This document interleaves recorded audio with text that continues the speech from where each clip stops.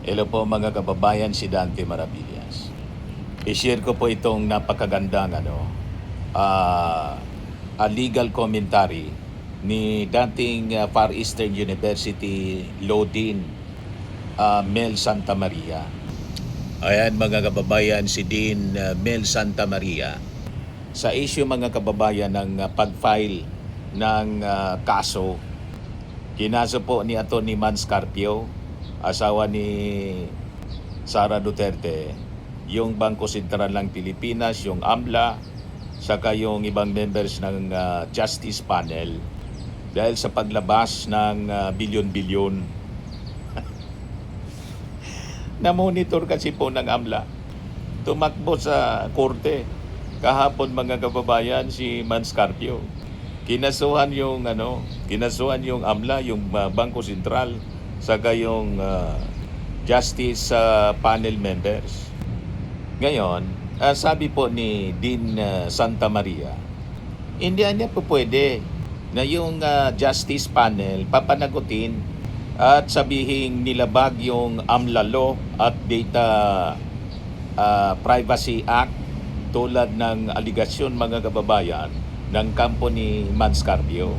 So maganda mga kababayan, i-share ko ito sa inyo kasi this is legal matters. Kaya importante dito ang mga legal opinion tulad ng legal opinion ng isang dean ng College of Law, authority. He is an authority to speak. Ako naman po, hindi man abogado. Di ba?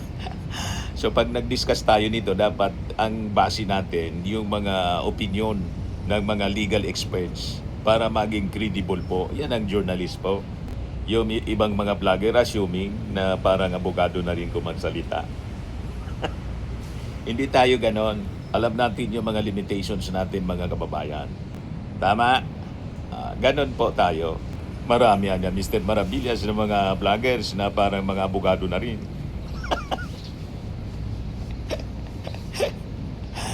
Yan yung mga vloggers na assuming, mga kababayan.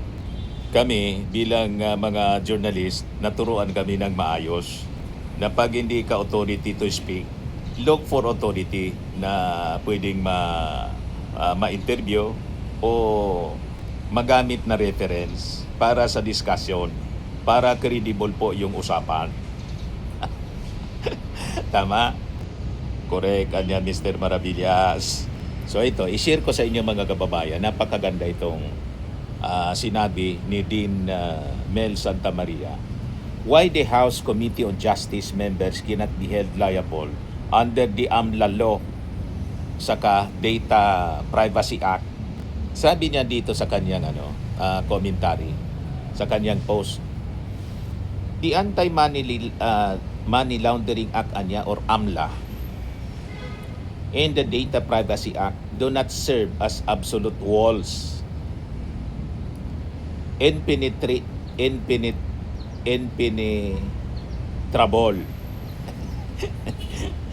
even by the hands of the Constitutional Committee. The House Committee of Justice members cannot be held liable under the AMLAC law at saka sa ilalim ng Data Privacy Act. This can easily be demonstrated sabi ni Santa Maria. Una, at the apex of our legal system sits the Constitution. Ang Constitution, madaling sabi, yung pinakang mataas. Kaya nga ang tawag niya, saligang batas. Pinakang supreme, mga kababayan, yung saligang batas. Ibig sabihin, yung mga batas na pinasa ng Congress, pag hindi sumang-ayon sa saligang batas, ang constitutional, hindi yun maaari. So it is a supreme law of the land. It is the sun around which all statutes, including the AMLA and the Data Privacy Act, must orbit. Yan ang simpleng paliwanag mga kababayan. Kung ang isang batas niya may conflict with a clear constitutional mandate, the statute must yield. So kung ang isang batas ay nag-conflict doon sa saligang batas, yung batas na yon, halimbawa yung Data Privacy Act, mas chill doon sa konstitusyon. Ibig sabihin, masusundin dapat yung konstitusyon. Ganon. Pangalawa, mga kababayan, yung ating konstitusyon na niya explicitly grants the House of Representatives the exclusive power to initiate all cases of impeachment. Nakalagay niya yan sa section 11.3, 1 of the 1987 Constitution. This is not a mere procedural suggestion. It is a sovereign command na dapat sundin. To suggest niya that a legislative enactment o yung batas na pinasa ng Congress can frustrate a core constitutional function tulad ng impeachment is to turn the hierarchy of laws on its head. So lalabasan niya yan kung susundin yung Data Privacy Act, mas mataas yung batas na pinasa ng Congress kaysa sa saligang batas. Hindi yun maaari. Imagine niya ginawa yun ni Man Scarpio. Sabi nga mga kababayan ni Terry Ridon, panggulo, para guluhin lang, pero hindi man yun magtatagumpay, madaling sabi.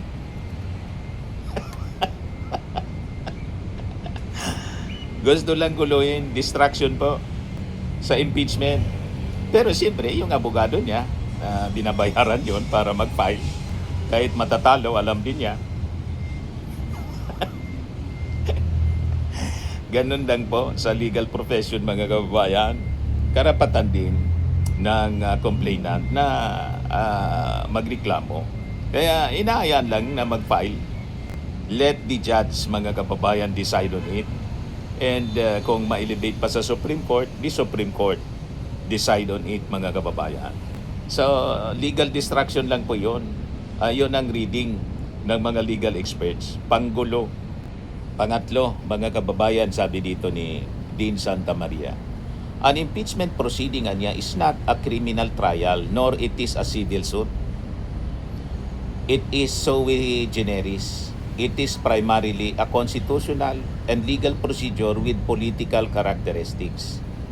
That is Duterte versus HOR na dinesisyonan, mga kababayan, noong July 25, 2025. Designed to protect the state from its own highest officers. The House of Representatives is constitutionally granted wide latitude to formulate its own rules to determine accountability. Ganon yan po.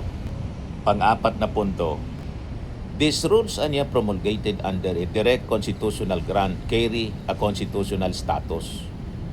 When the committee issues a subpoena for AMLAC records, it is not acting as a mere statutory agency. It is performing a sovereign function. It is a textually demonstrable constitutional commitment. Panglimang punto, any irregularity assuming there is one in the handling of data under regular laws, it is cured by the higher constitutional necessity of determining whether the unqualified and clear constitutional provision and principle that public office is a public trust. That is written, mga kababayan, sa Article 11 and Section 1 ng ating konstitusyon, has been betrayed. Pang-anim na punto, mga kababayan, we need only to look to the landmark ruling in Estrada versus Escritor to see how the Constitution carves out exceptions where statutes remain silent. In that case, sabi ni Santa Maria, the Supreme Court recognized that a sincere religious belief, a constitutional right, could shield an individual from administrative and criminal liability for acts that would otherwise constitute disgraceful and immoral conduct under regular law. Pang-pitong puntos, mga kababayan, if the Constitution can carve out an exception for the private conscience of a court interpreter how much more niya must it carve out an exception for the collective conscience of the nation in an impeachment hearing if an act be in the revelation of bank data or the breach of a privacy protocol is justified by the higher constitutional purpose of preserving the integrity of the state and preventing impunity with respect to a constitutional ground. To conduct impeachment hearing, then the irregularity, if there is any, under the statute vanishes. Pang 8 punto, a legislator performing a constitutional and sovereign function in good faith is immune from the reach of regular criminal and civil courts. Immune siya, hindi siya pwedeng tamaan ng kaso kasi nasa pag-perform siya ng kanyang constitutional and sovereign function. Kaya hindi po chill-chill lang yung mga members ng Congress. So kung iniisip nila na ma-intimidate nila yung Congress, never. Alam ng mga members ng Congress yung kanilang trabaho. Ang kanilang mandato, mga kababayan, under the Constitution. Siyam na punto, even if the interpretation of the interplay between AMLA in the laws like the Bank Secrecy Law were eventually deemed erroneous, an honest error in the pursuit of a constitutional sovereign duty does not constitute a crime. To hold otherwise would hang a sword of Damocles over every lawmaker, chilling their ability to investigate corruption and effectively repealing the power of impeachment through the backdoor of statutory technicalities. So hindi po maaari ang ganon na may palaging sword of Damocles na nakahang over the heads ng ating mga members ng Congress. So pag nangyari yan, pinayagan ng husgado, makakapon po yung Kongreso. Hindi po pwedeng ganon. Mawawala yung tinatawag na checks and balances. That will result sa pang-abuso ng mga nasa executive na mga impeachable officials. Hindi po pwede ang ganon. Pang-10 punto, the AMLA was designed to catch criminals. It was never intended to be a shield for those being held to account by the Constitution itself.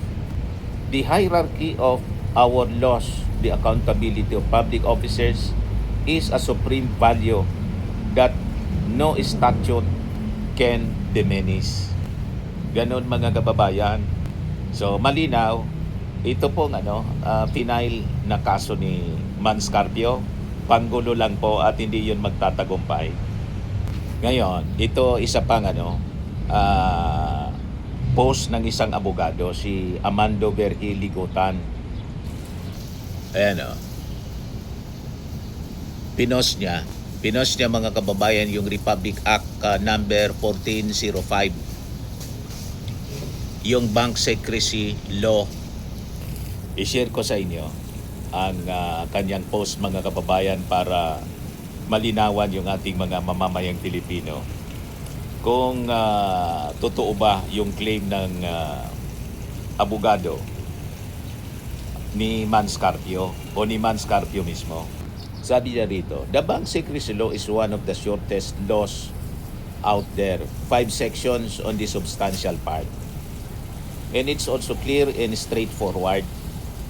The absolute confidentiality does not apply to cases of impeachment. Kaya mali yung claim ng abogado ni Mans Carpio mismo. Sabi niya dito, there is no room for interpretation or any form of legal semantics or gymnastics. Only a trained mind will do that. Ang ibig sabihin, yung utak mga kababayan na under intense pressure para mag-file ng reklamo. Yun lang ang gagawa ng ganon. Madaling sabi sa simple term, Yung may baluktot na utak ni niya Mr. Parabillas, baluktot yung utak. Hindi ba ninyo nalata na puro baluktot ang utak ng kampo ng mga Duterte? Ah, puro baluktot. Yung mali, yun ang tama. Yung tama, mali. Ngayon, i-share ko sa inyo kung ano ang laman ng Republic Act number 1405 para malinaw sa atin. Pinost dito ni Attorney Ligutan. An act prohibiting disclosure of or inquiry into deposits with any banking institutions and providing penalty therefore. Section 1, sabi dito, it is hereby declared to be the policy of the government to give encouragement to people to deposit their money in banking institutions and to discourage private hoarding so that the same may be properly utilized by banks in authorized loans to assist in the economic development of the country. Section 2. All deposits or whatever nature with banks or banking institutions in the Philippines, including investments in bonds issued by the government of the Philippines, its political subdivisions, and its instrumentalities are hereby considered as one of an absolutely confidential nature and may not be examined, inquired, or looked into. Bank Secrecy Law po ito inquired or looked into by any person. Hindi mo pwedeng silipin. Government official, bureau, or office except upon written permission of the depositor. Kung may written na permission ng depositor, okay. Tulad ng ginawa ni Madriaga, pumirma siya ng waiver. Pwede na niya.